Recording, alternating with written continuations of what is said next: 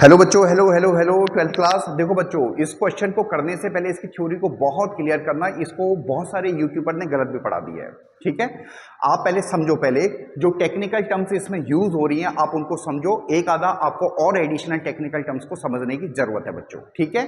तो देखो, सबसे पहले आपको एक रिलेशन बता रहे हैं इसके बीच में, थ्रेशोल्ड एनर्जी, एक्टिवेशन एनर्जी और internal energy of A reactant के बारे में, ठीक है। क्लियर है? तो देखो, थ्रेशोल्ड एनर्जी इसको मैं ET लिख देता हूं, ठीक है। थ्रेशोल्ड एनर्जी इक्वल टू होता है एक्टिवेशन एनर्जी,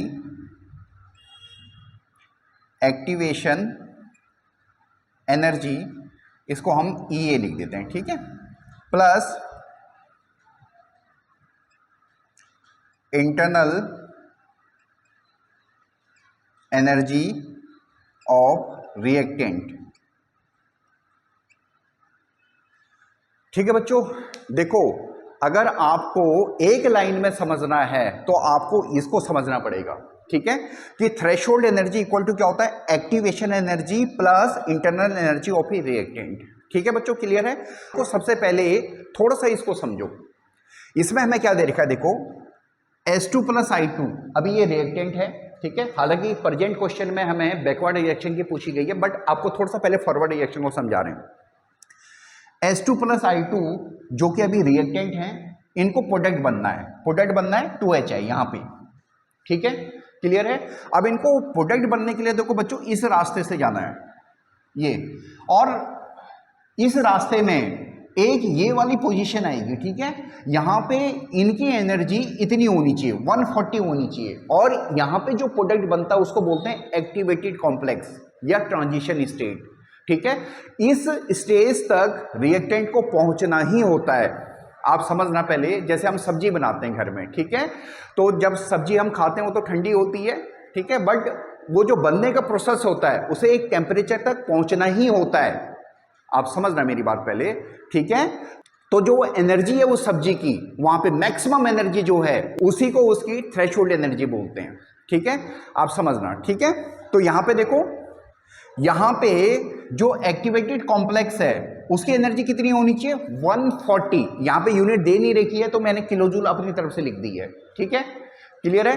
तो कितनी होनी चाहिए, देखो 140 किलोजूल एनर्जी होनी चाहिए, यानी इतनी हमारी एक्टिवेटेड कॉम्प्लेक्स की एनर्जी होनी चाहिए, ठीक है। तो रिएक्टेंट को प्रोडक्ट तक बनने के लिए इस एनर्जी तक पहुंचना पड़ेगा, ठीक है। तो ये थ्रेशोल्ड एनर्जी है, समझ में आ रहा है? This is threshold energy. देखो ये लिखा हुआ है मैंने, यहां से लेकर यहां तक ये थ्रेशोल्ड एनर्जी है, ठीक है। तो थ्रेशोल्ड एनर्जी की डेफिनेशन क्या बनेगी, it is the minimum energy of a activated complex. समझ में आ रहा है? ठीक है, minimum energy possessed by activated complex या minimum energy of a transition state, ठीक है, जैसा मर्जी आप बोलना चाहो, ठीक है बच्चों। क्लियर है? अब आ जाओ एक्टिवेशन एनर्जी पे, ठीक है।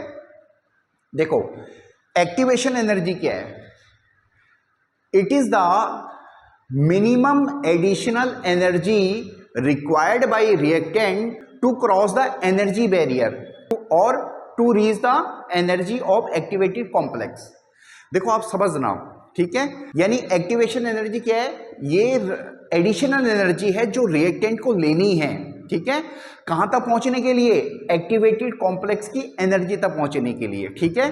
अगर हम फॉरवर्ड रिएक्शन की बात कर रहे हैं, H2 plus I2 equal to 2HI बना रहे हैं, फॉरवर्ड रिएक्शन की बात कर रहे हैं, तो अभी देखो जो रिएक्टेंट है उनकी एनर्जी कितनी है, 110, और एक्टिवेटेड कॉम्प्लेक्स की एनर्जी कितनी है, 140, यानी हमें एडिशनल 30 किलो जूल की एनर्जी, 30 किलो जूल एनर्जी की रिक्वायरमेंट है। समझ में आ रहा है? ठीक है, क्लियर है? तो ये हमारी एक्टिवेटेड एनर्जी हो जाएगी, किस केस में, फॉरवर्ड के केस में, ठीक है। इतनी एडिशनल एनर्जी हमें रिक्वायर्ड है इस रिएक्टेंट को प्रोडक्ट बनाने के लिए। हालांकि क्वेश्चन में हमें क्या दे रखा है, बैकवर्ड रिएक्शन का, तो बैकवर्ड में आप इसको रिएक्टेंट मान लो, ठीक है। तो रिएक्टेंट की भी एनर्जी कितनी है, 100, ठीक है। तो एडिशनल एनर्जी हमें कितनी चाहिए होगी, देखो इसी को सॉल्व कर लो, 40। ठीक है बच्चों, क्लियर है? यानी 40 किलो जूल एनर्जी हमें बैकवर्ड रिएक्शन में एज ए एक्टिवेशन एनर्जी चाहिए होगी इस रिएक्शन को प्रोसीड करने के लिए। ठीक है, क्लियर है? देखो आपको बहुत क्लियर होना चाहिए। ठीक है, अब देखो, अब है इंथैल्पी ऑफ ए रिएक्शन। देखो इंथैल्पी ऑफ ए रिएक्शन कैसे निकलता बच्चों? देखो internal energy of product minus internal energy of reactant. ठीक है, ये फॉर्मूला होता है, यानी प्रोडक्ट की इंटरनल एनर्जी में से रिएक्टेंट की इंटरनल एनर्जी को हमें माइनस करना होता है। ठीक है, अगर हम फॉरवर्ड रिएक्शन की बात करते तो प्रोडक्ट हमारा HI बनता, जिनकी फाइनल एनर्जी है 100। फॉरवर्ड रिएक्शन की बात कर रहे हैं तो वैसे क्वेश्चन में बैकवर्ड रिएक्शन का दे रखा है, बट हम दोनों कैलकुलेट कर रहे हैं। ठीक है, ये बैकवर्ड हो गया।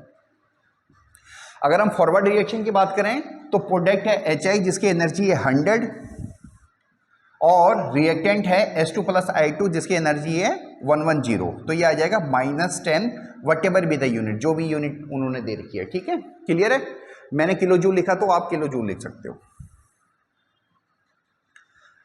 ठीक है, ये निगेटिव आ गया, यानी ये एक्सोथर्मिक रिएक्शन है फॉरवर्ड में।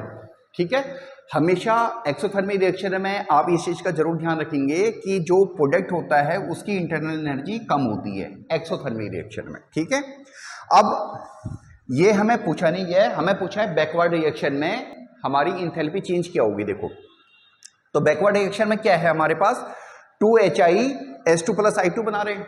ठीक है, तो इसमें प्रोडक्ट क्या है हमारे पास, S2 + I2 और उनकी इंटरनल एनर्जी कितनी है 110 और रिएक्टेंट क्या है HI। ठीक है, और उसकी इंटरनल एनर्जी कितनी है 100। तो ये आ जाएगा +10, आप किलो जूल लिख लो। ठीक है, यानी बैकवर्ड रिएक्शन कैसी है, एंडोथर्मिक रिएक्शन है। ठीक है, ठीक है, क्लियर है? अगला पार्ट है इस क्वेश्चन का कि कैटलिस्ट एक्टिवेशन एनर्जी को कैसे इफेक्ट करता है। देखो बच्चों, कैटलिस्ट क्या करता है बच्चों, एक नया पाथ डिस्कवर कर देता है। ठीक है, रिएक्टेंट से प्रोडक्ट को बनने के लिए एक नया पाथ दे देता है। ठीक है बच्चों, तो आप देखो, अब रिएक्टेंट को प्रोडक्ट बनने के लिए यहां तक जाना पड़ेगा, यानी अब उसने थ्रेशोल्ड एनर्जी भी कम कर दी है और एक्टिवेशन एनर्जी भी कम कर दी है। ठीक है, थ्रेशोल्ड एनर्जी भी कम हो जाएगी और एक्टिवेशन एनर्जी भी कम हो जाएगी। ठीक है, तो कैटलिस्ट क्या करता है, catalyst activation energy as well as threshold energy को कम कर देता है। ठीक है बच्चों, क्लियर है? और रेट ऑफ रिएक्शन को फास्ट कर देता है। ठीक है, अगला पार्ट दे रखा है कि टेम्परेचर बढ़ाने से एक्टिवेशन एनर्जी पे क्या फर्क पड़ता है। ठीक है, तो बच्चों देखो, इन जनरल हम बता रहे हैं एक्टिवेशन एनर्जी पे टेम्परेचर का कोई फर्क नहीं पड़ता। अगर आप टेम्परेचर बढ़ाओगे देखो तब भी एक्टिवेशन एनर्जी सेम है। ठीक है, और कम करोगे तब भी एक्टिवेशन एनर्जी सेम रहेगी। ठीक है, बेशक एंडोथर्मिक हो या एक्सोथर्मिक रिएक्शन हो, किसी भी रिएक्शन हो, एक्टिवेशन एनर्जी पे कोई फर्क नहीं पड़ता। ठीक है, कई बच्चे ऐसे क्वेश्चन करते हैं कि सर फिर एक्सोथर्मिक रिएक्शन में रेट ऑफ रिएक्शन कम क्यों हो जाती है और एंडोथर्मिक में फास्ट क्यों हो जाती है। बच्चों देखो, रिएक्शन जब प्रोसीड होती है तो उसके कई फैक्टर होते हैं जो उस चीज के लिए रिस्पॉन्सिबल होते हैं। ठीक है, टेम्परेचर बढ़ाने से जनरली रेट ऑफ रिएक्शन बढ़ जाता है, उसका रीजन ये होता है कोलिजन फ्रीक्वेंसी। ठीक है, इफेक्टिव कोलिजन फ्रीक्वेंसी, एनर्जी ज्यादा हो जाती है मॉलिक्यूल की, समझ में आ रहा है? ठीक है, तो और भी फैक्टर रिस्पॉन्सिबल होते हैं, बट इस क्वेश्चन में हमें दे रखा है क्या टेम्परेचर बढ़ाने से एक्टिवेशन एनर्जी पे कोई फर्क पड़ता है, तो इसका आंसर है नहीं। ठीक है, टेम्परेचर बढ़ाने से एक्टिवेशन एनर्जी पे कोई फर्क नहीं पड़ेगा। ठीक है बच्चों, होप सो आपको ये क्लियर हुआ होगा क्वेश्चन। अगर कोई प्रॉब्लम हो तो आप कमेंट कर सकते हो। ठीक है, थैंक यू।